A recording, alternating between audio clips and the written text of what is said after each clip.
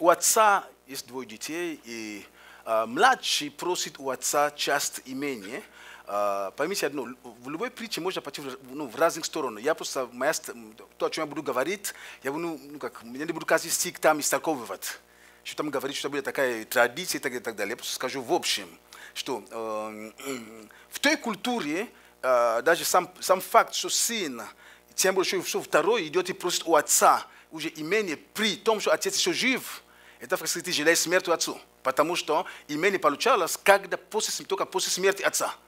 И то ты еще второй, ты даже не первый. То есть это считалось, как бы, если ты желаешь смерти отца. И отец отдал. И надо понимать правильно, что когда отец отдавал, фактически этот сын, он был мертв. То есть, потом об этом пишет, что он был мертв и ожил. То есть он был мертв, потому что, то есть, когда этот факт, когда так сын поступал, это было оскорблением для всего рода. Потому что, если мы смотрим историю еврейского народа, очень часто это патриарх, то есть вот, отец Авраам, он передал Исааку, и богатство, и все, Исаак тоже. Потом мы видим, что то есть, это уникальная история. Тут получается, что из этого сына, как бы даже история, даже вот, оно семейство даже может исчезнуть. Это неправильно. Поэтому это было очень оскорбительно для отца. Но когда сын попросил, отец не упирался, отец отдал ему то, что он хотел. И мы здесь нигде не читаем, что отец там, он стал кричать, он стал злым и так далее. Отец отдал. И этот сын, он пошел, и он прожил свою жизнь, и потом, когда там трудности возникли, он осознал и вернулся. Здесь написано, что отец разделил им имение. Однако старший сын остался, но младший взял свою часть, которая ему полагалась, и он ушел. По прошествии немного дней, когда он ушел, он постарался идти чем дальше от отца, от родного дома. Он не пошел просто рядом, он в дальнюю. Он убежал. Когда мы читаем эту историю, когда мы смотрим на этого отца, я понимаю, что есть вопрос безотцовщины. То есть, когда у нас иногда неправильное представление об отце или же это по тем или иным причинам. Иногда, когда мы росли, вот, отец, он был не примером, он вел себя отвратительно, он вел себя не так, как полагается. И у нас образ отца, он искаженный. Вот. И, возможно, даже я просто отца своего ненавижу. Возможно, я даже его просто увижу, я не знаю, что с ним я сделаю. Почему? Потому что какие-то события были или в дома, или какие-то вещи происходили. Поэтому у людей обычно, когда мы говорим об отце, не всегда это вызывает какие-то радостные ассоциации.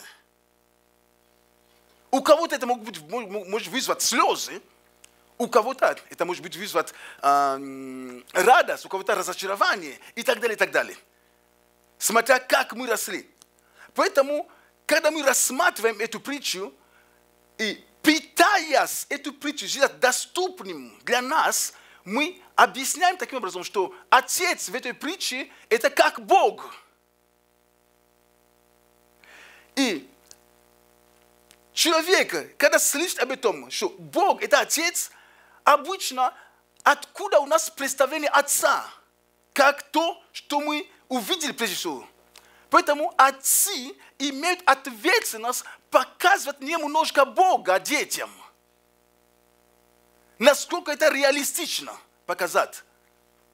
Чтобы когда дети слышат об Отце Небесном, который лучше, чем их, они хоть знают немножко хорошее.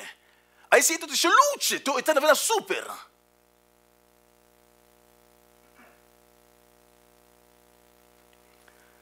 Но некоторые, к великому сожалению, из-за этого плохого опыта или горького опыта, который они имели в собственном доме, имеют трудности теперь принять любовь Отца. Они имеют определенные сложности получить. Хотя Бог дает, но они не могут принять. Потому что вот для них Отец это ассоциируется не с самым лучшим.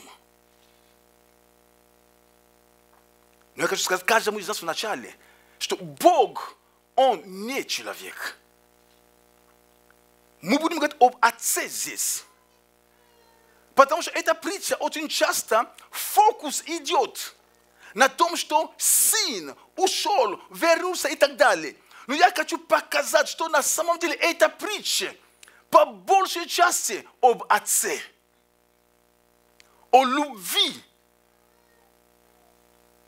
Да, этот сын, он вернулся, да, он ушел. Но мы видим, извините, характер Отца. Как он действовал, как он поступал. Аминь. Аминь. Поэтому, когда мы дальше читаем Новый Завет, мы видим, что Отец открывается как любящего. Бог есть любовь. Это откровение Нового Завета. Бог, наш Отец Небесный, Он есть любовь.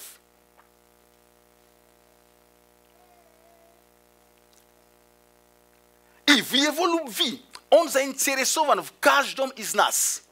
Он заинтересован, чтобы мы, которые были потеряны, мы вернулись к Нему. И Библия говорит нам, что Отец послал Сына.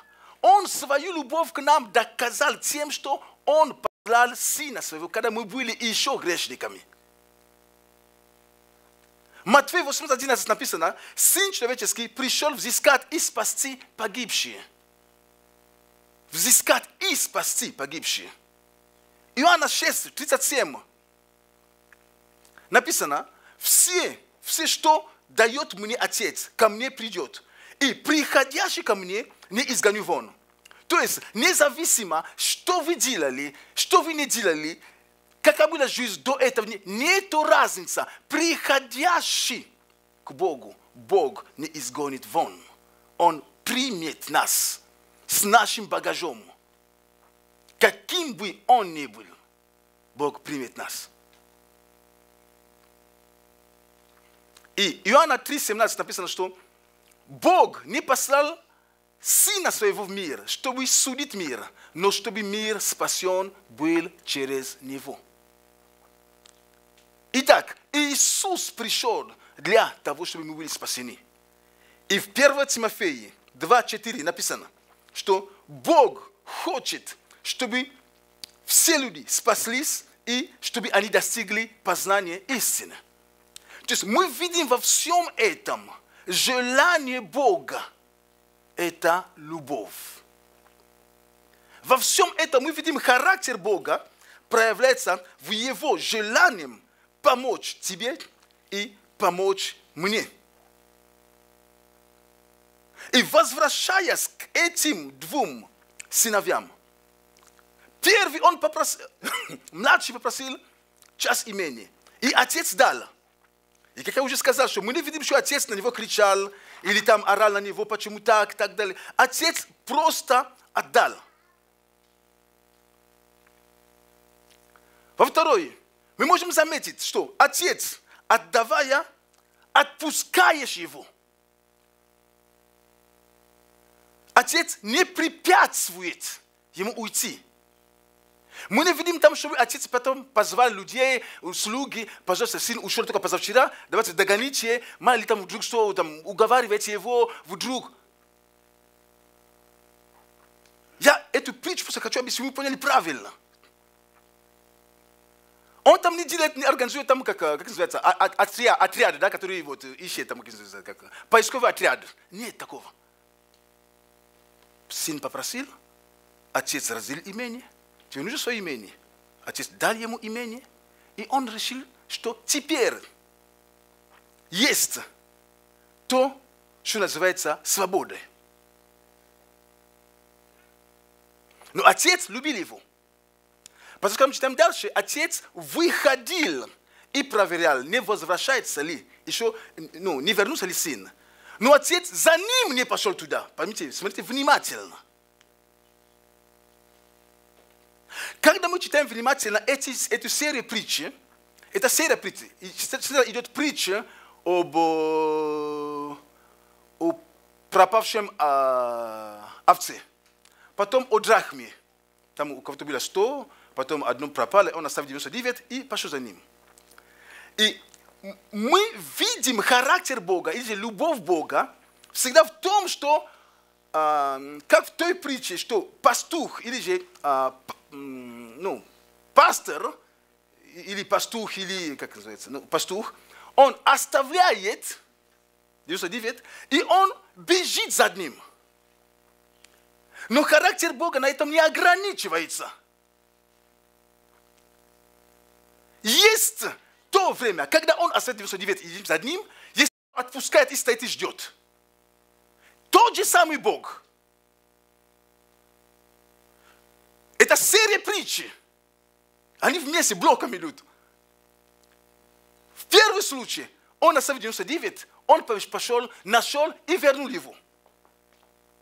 Другой случай, как он там пример за драхма, что женщина имела там драхмы, одно пропало, и она там все оставила, взяла лампочку, подметала, не нашла. То есть есть те, которые настолько пропадают, что ты должен все оставить, и лампу зажечь, и надо ехать куда-то, потрать, что надо, подметать, и все. Это образ, то есть много трудиться, чтобы докопаться до него. Но есть также ситуация, когда отец, ты хочешь уйти, хочешь свободу, пожалуйста, возьми, хочешь уйти, я тебя не держу. Но знай одно, твое место здесь. Ты захотел уйти, твое место здесь. Ты всегда сможешь возвращаться. Отец, отпуская его, не закрывает дверь. Но отец не бежит за ним. Вы понимаете, разницу, я показал, то есть, потому что очень часто мы фокусируемся, что надо бежать. Нет. И если этот сын не дошел до дна, он бы никогда не осознал бы силу покаяния. И если бы отец сразу организовал бы отряды, которые его остановили на полпути, уговорили уговорками, он бы вернулся. Он бы не был изменен внутри. Для него нужно было, чтобы он, окунулся прямо туда. И это помогало ему однажды. Еще придем. Поэтому не всем, и не за всеми нужно бегать. Нет и нет. Конечно, нужно тут развлечения, должен понимать, молиться и так далее. Но есть момент, когда ты просто должен оставить. Потому что ты не Бог, и я не Бог. Если в этой притче отец, который любящий, у него было много слуг, он мог сказать, ты давай, слуг, ты мой слуг, иди за ним, всегда стой за километр. Чтобы он не замечал, чтобы он был всегда нормальный, следи. Он так не сделал.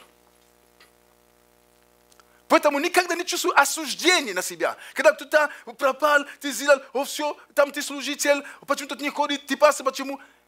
Важно, если ты сделал первую часть, когда был как пастух, ты попытался, не получилось все, есть также и тут грань, когда ты должен оставить человека, жить своей жизнью. И это правильно. И не имей угрызения совести, нет, будь свободен.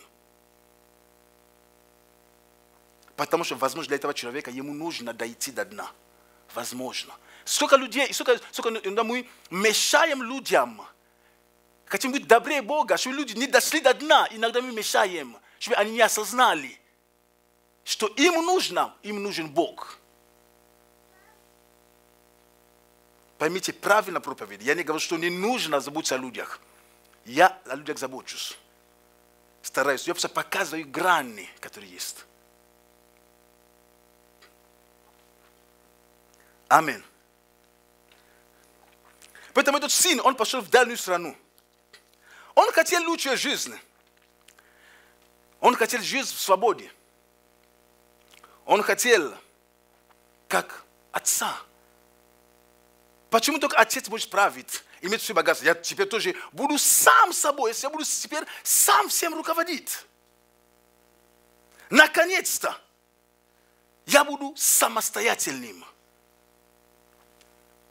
Отсутствие отчетности, потому что пока он был в доме отца, был вопрос отчетности. Я не подотчетен. Это вседозволенность. Я могу делать все, что хочу. Меня никто не указывает, никто не приказывает. Я сам себе хозяин. Делаю все, что хочу. И такую жизнь также люди выбирают. И самое интересное, они имеют на это право. Это их право. Согласно этой притче.